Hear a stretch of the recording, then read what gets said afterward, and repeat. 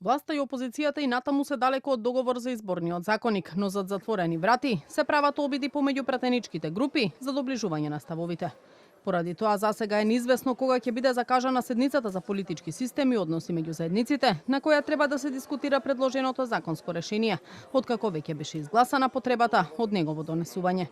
Од опозицијската СДСМ која се закани дека ќе го блокира законот со 10.000 амандмани, кои пратениците ги подготвувале до доцна синоќа, за Канал 5 велат дека за нив не е прифатлива понудата која премиерот Мицкоски ја стави на маса. Да поднесат амандмани само за начинот на заокружување и поднесување приговори, кои мнозинството веднаш би ги прифатило и бараат предоговарање на изборниот законник. Блокираат закон кој со месеци го договара, закон во кој им прифативме се што предложија.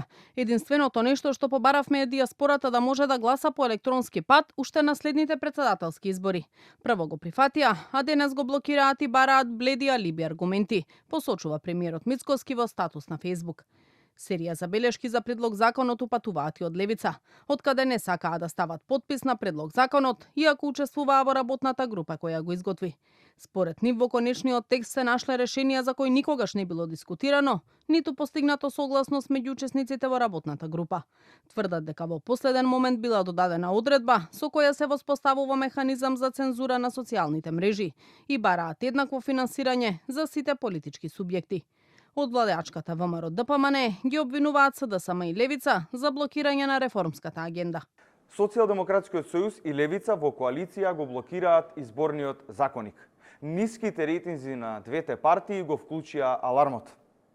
Социјалдемократскиот сојуз и Левица здружено ќе го блокираат изборниот законник, оној кој со месеци го договараа.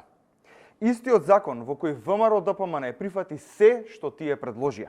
Изборниот законник е дел од реформската агенда за чие усвојување беше даден грејс период кој истекува денеска. Дополнувањата и измените во законското решение кои следуваа по препораките од ОПСИ и ОДИХР ги изготви работна група предводена од министерот за правда Филков, во која учествуваа пратеници од сите парламентарни партии освен СДСМ, која одлучи да ја напушти работната група поради укинувањето на техничката влада.